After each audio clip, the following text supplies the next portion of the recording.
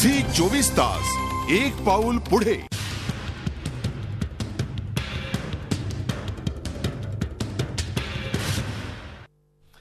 एलबीटीचा बागुलबा या विषयावर आपण चर्चा करतो आणि या दुसऱ्या भागामध्ये मी स्वागत करतोय पुन्हा एकदा प्रदीप शहा यांचं. प्रदीप शहा, मला तुम्ही सांगा, हा एलबीटीचा जो कर आहे तो आपल्या मते सर्वसामान्य पानवाला असेल, हातगाडीवाला असेल, यालाही लागू आहे असं आपलं मत आहे का? भाग क्रमांक 1.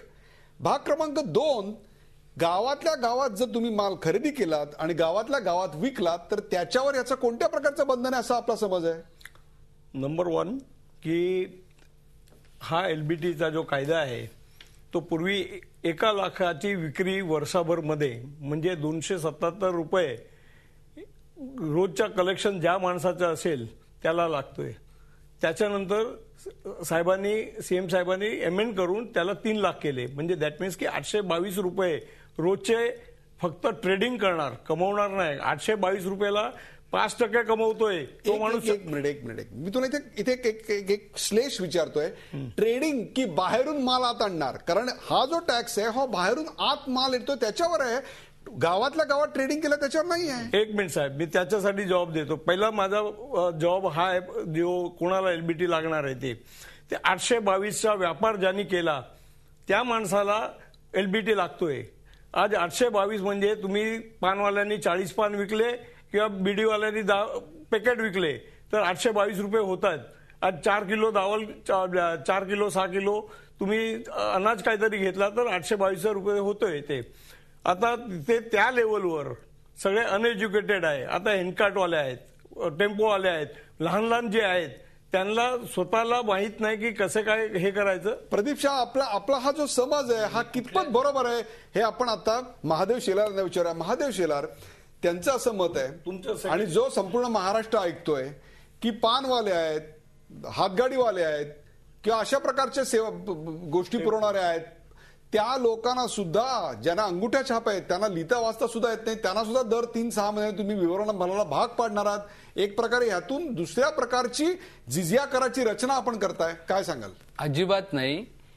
हा जो एक समज आहे की बाहेरून जो माल येतो त्याच्यावरती हा एलबीटी टॅक्स लागू होणार आहे. आता स्थानिक पातळीवरती छोट्या छोट्या लोकांना याचा त्रास होईल म्हणून 1 लाखाचं 3 लाख आणि अजूनही सीएमचे डोअर्स ओपन आहेत की या बाबतीत आपण विचार विनिमय करू. परंतु ज्याबरोबर ऑक्ट्रॉय की ज्याच्यामध्ये भ्रष्टाचारयुक्त सगळीकडे चालू होतं ते थांबवायचं होतं. आणि आता मी पुढच्या बाबतीतही बोलेन की या इतर महाराष्ट्रामध्ये 26 महानगरपालिका आहेत. जवळजवळ सगळ्या ठिकाणी तो लागला. फक्त मुंबईच्या बाबतीमध्ये 1 ऑक्टोबर ही टेंटेटिव्ह तारीख जाहीर केलेली आहे. तोही देखील मुंबईचा महानगरपालिकेचा कायदा वेगळा आहे आणि याच्यावरती अमेंडमेंट होईल. कायदा विधानसभेमध्ये मंजूर होईल. तो अमेंड झाल्यानंतर मी लागणार आहे. परंतु हा ऑक्ट्रॉय घालून एलबीटी आणला ह्याचं सगळ्यांनी स्वागत केलंय. इतर तुम्ही जर कम्पॅरेटिव्ह जर पाहिलं तर अनेक महानगरपालिकांचं उत्पन्नही वाढलंय. पण त्याचबरोबर कंझ्युमरला ती सर्व महाराष्ट्रामध्ये एक सारख्या दराने आणि त्यांनाही त्याचा फायदा झालेला आहे. कंझ्युमरच्या बाबतीत ते मगाशी बोलले तर हे त्यांचं चुकीचं आहे. कंझ्युमरती हा बाहेर पडत नाही. दुसरी बाब अशी आहे मला बोलू द्या. दुसरी बाब अशी आहे, ते एका मार्गाने सांगतायत म्हणजे ही पळवाट काढण्याचा प्रयत्न आहे की आम्ही तेवढे पैसे मुंबई महानगरपालिकेला द्यायला तयार आहोत.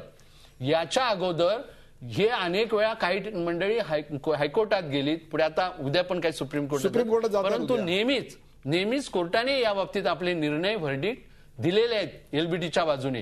त्याविषयी उद्या पण तो निर्णय लागेल. परंतु यांची निव्वळ पळवाट काढणं आणि लोकांची दिशाभूल करणं हा आहे भारतीय जनता पार्टीची तर भूमिका. मी तुम्हाला सांगतो यांचे युतीतले वैयक्तिक आरोप आपण करू नका. एक छोटासा या ठिकाणी प्रश्न निर्माण होतोय की तुमच्या मते पानवाले किंवा असे छोटा व्यवसाय करणारे हे याच्यामध्ये येत नाहीत? छोटे पानवाले कसे येतील? छोटे पानवाले हे पान कुठला तरी मोठा कंत्राटदार तो आणणार आहे. त्यामुळे किंवा दुसरी केळी, हा छोटे पानवाले हे रिटेल्स आहेत, त्यांच्याकडे हे ठेवण्याचा अजिबात अपेक्षा नाही. आशिष शेलार, हा समजूरचा घोटाळा असं मला वाटतं. आशिष शेलार आला कुठून? मला असं वाटतं उदयजी, तिथे मी जे म्हणतोय हे माझ्या हातामध्ये ओपन माइंडेड माननीय मुख्यमंत्र्यांचं निवेदन आहे. नाही तुम्ही एक मिनिट. ओपन माइंडेड आपण हे पॉझिटिव्ह बोला. महादेवशिला बोलून द्या. उपरोधाने बोलू क्लोज नका. माइंडेड बोलू. उपरोधाने बोलू आता नका. एक मिनिट बोलू का? माझं एकच आशिष म्हणणं आहे, ओपन माइंडेड उपरोधाने बोलू नका. मुख्यमंत्र्यांचं निवेदन आहे. स्वीकारून करा. त्याच्यामध्ये असं म्हटलेलं आहे, तो एक पॅरा फक्त मी वाचतो. वाचा. हे निवेदन सभागृहामध्ये माननीय मुख्यमंत्र्यांनी केलं, नंबरचं पान. ज्यामध्ये आपल्याला छोटे व्यापारी येतात का हेही कळेल आणि शहरातल्या ट्रेडिंग मध्ये त्याचा भार पडणार आहे का ह्याचे उत्तर सापडेल. काय म्हणतात मुख्यमंत्री महोदय? स्थानिक संस्था कराच्या नोंदणीसाठी होईल. एक. दुसरं त्यांनी म्हटलंय, महानगरपालिकेच्या हद्दीत आयात होणाऱ्या करपात्र मालाच्या वर्षभरातील सर्व विक्रीच्या व खरेदीच्या उलाढालीची किंमत म्हणजे जो महापालिकेच्या हद्दीमध्ये येतो आणि विकला जातो तिकडे लागेल. हा पहिला एलबीटीचा भाग. तसेच करप्राप्त असलेल्या किंवा नसलेल्या मालाची करप्राप्त असलेल्या किंवा नसलेल्या मालाची वर्षभरातील सर्व विक्रीच्या उलाढालीची मर्यादा. याचा अर्थ तो एका वर्षात करपात्र मूल्याचा माल विकतो किंवा परस्पर विकत असेल तरी त्याचं लिमिट 1,50,000 4 लाख केलं. ह्याचा अर्थ शहरातल्या शहरात होणाऱ्या ट्रेडिंगला सुद्धा मल्टिपल टॅक्सिंग एलबीटीमुळे लागणार आहे. मुद्दा क्रमांक 1. मुद्दा क्रमांक 2, आपण असं मानण्याचं कारण नाही की पानवाला, केळीवाला किंवा लोकल व्यापारी हा 4 लाखाचा व्यवसाय वार्षिक करत नाही, असं कुठल्या आधारावर काँग्रेसचे आमचे प्रवक्ते मानतात मला माहित नाही.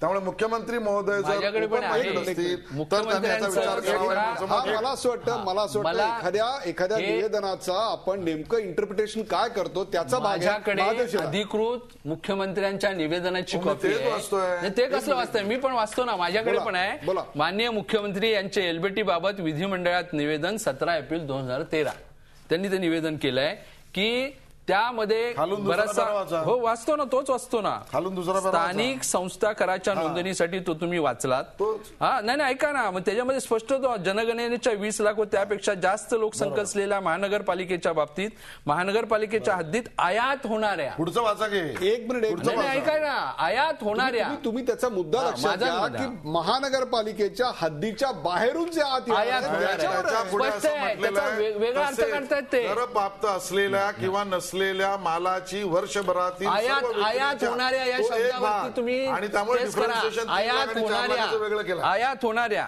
हे 3 आयात लाखाचं होणाऱ्या. differentiation होणार मला आयातासाठी. अर्थ तुम्ही 4 लाखाचं लोकांची differentiation दिशाभूल करणारा अर्थ मालासाठी. काढू नका. एक मिनिट. आयात होणाऱ्या हा शब्द त्यांनी वापरला. शहासाहेब बोला. माझं एक फक्त सांगायचं आहे, यांना वाटतंय की 24 बीएमसी पैकी यांना 15-17 जे काही बी हे झालेलं आहे गव्हर्नमेंटने केलंय, डिवाइड अँड रूल केलेला आहे.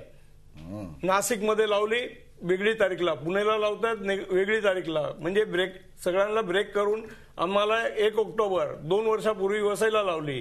तसेच आज एक वसई घ्या, पुन्हा घ्या, कुठलंही घ्या, त्यांच्यामध्ये एकताला लढायची किती ताकद आहे त्यांना. आज मुंबई जोडलंय आणि उद्या आमची 24 महानगरपालिका म्हणजे महानगरपालिकाचे जे काही बी व्यापारी आहे त्यांची आमच्याबरोबर मिटिंग आहे आणि त्याच्यानंतर आमचे 5 हे लावले आम्ही ते यांच्याबरोबर बोलतील.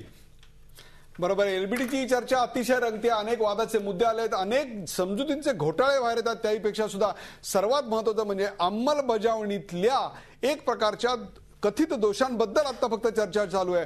परंतु एलबीटीच्या कन्सेप्टला आतापर्यंत आमचा विरोध आहे असं ठाम विधान आतापर्यंत कोणी केलेलं नाही. त्याच विधानाची आपण चर्चा करणार आहोत पुढच्या भागामध्ये. कुठे जाऊ नका, पाहत राहा झी 24 तास. आपण पाहता एलबीटीचा बागुलबुवा.